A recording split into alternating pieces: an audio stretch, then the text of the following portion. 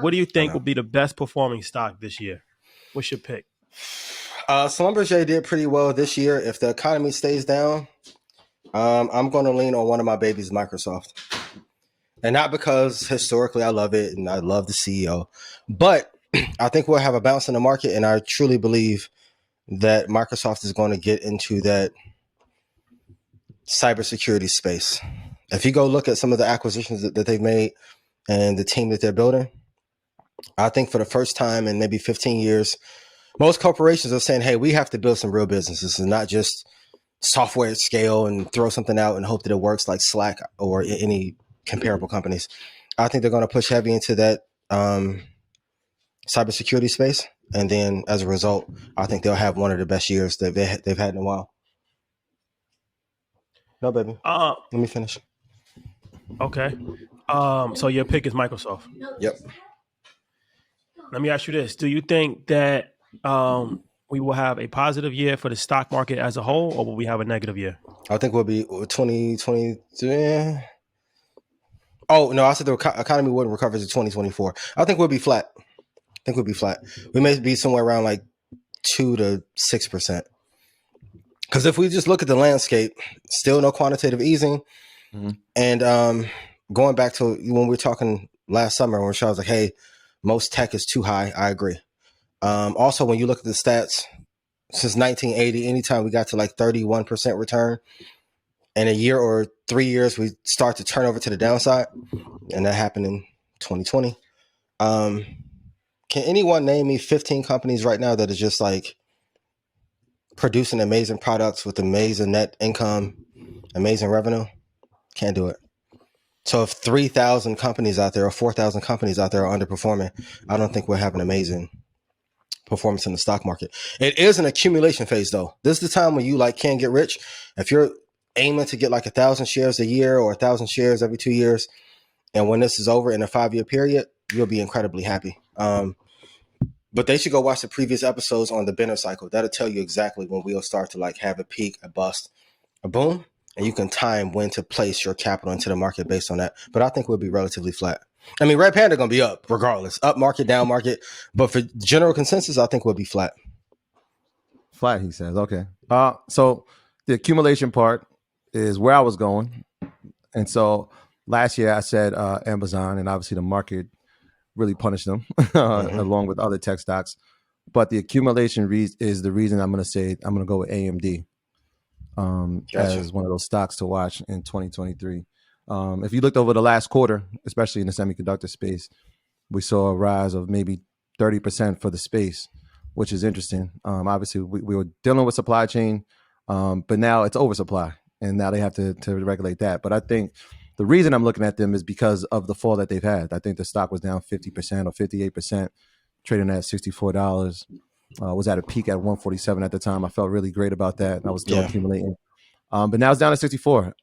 And I think based on that regulation of how they'll figure out the balance of supply chain versus over demand, the mere fact of their market share in the space, I'm pretty confident. I like them long term. Obviously, I've been accumulating that for a while, but where it's at right now and the upside for it, if you look at all the analyst projections, they're looking at it from 25% to 45% gain in 2023.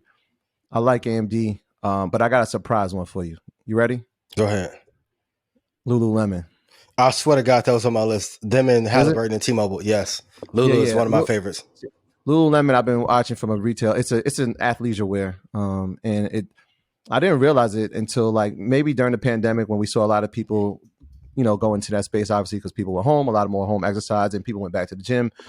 But then my daughter started bringing it up a lot.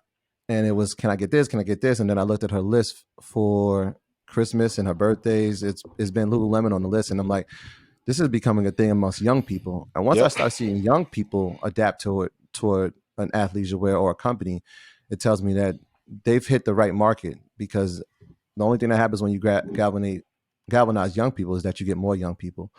So I like Lululemon as a company. If you look at the history of their stock over the past 3 to 5 years, you can see the growth. It's on my surprise list of 2023.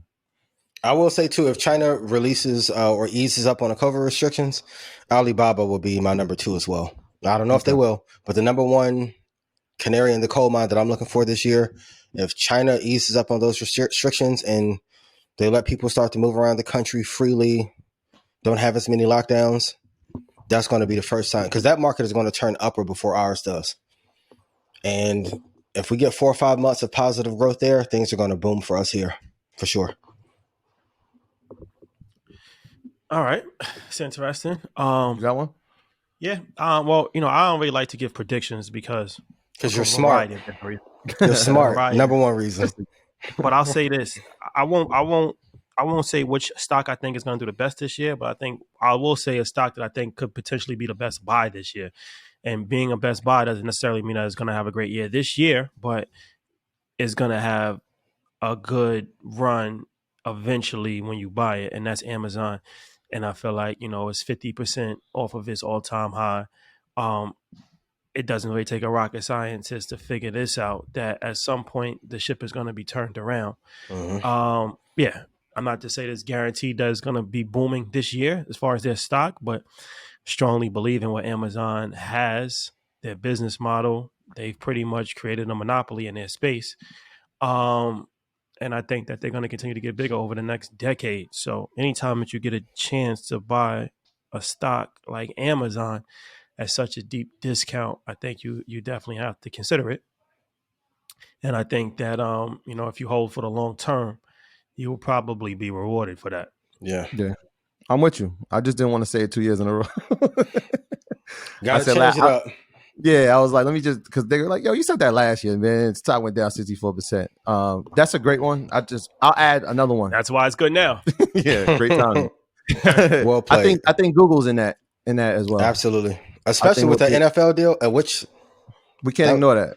We can't ignore that. That NFL deal is. Told y'all, everyone is your competitor. Everyone. Yeah. From an advertising space, from a content space, from a search engine.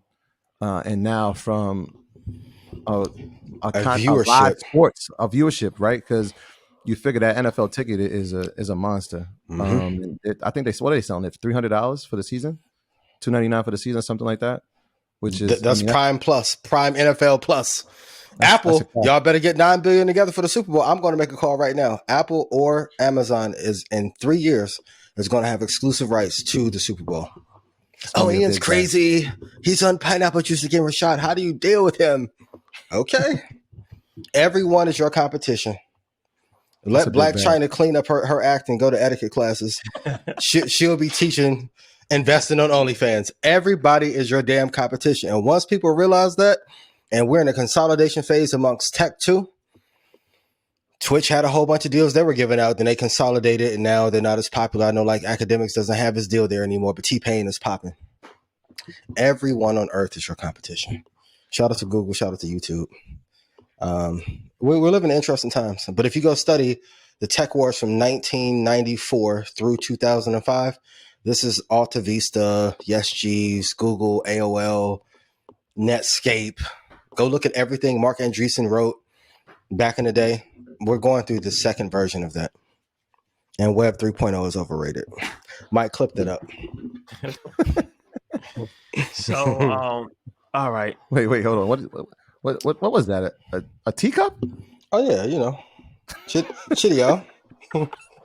Good time to drink, isn't it? Hey, we coming back. When we going back? Girl took the drink out my hand. You shouldn't carry rubbish. I said, baby, we go to Harrods right now. What you mean? A king like you should not even carry rubbish. London. Room 1714. Come on. What?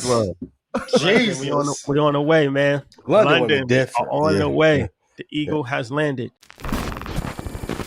My graduates from my school being Forbes. Bag drop.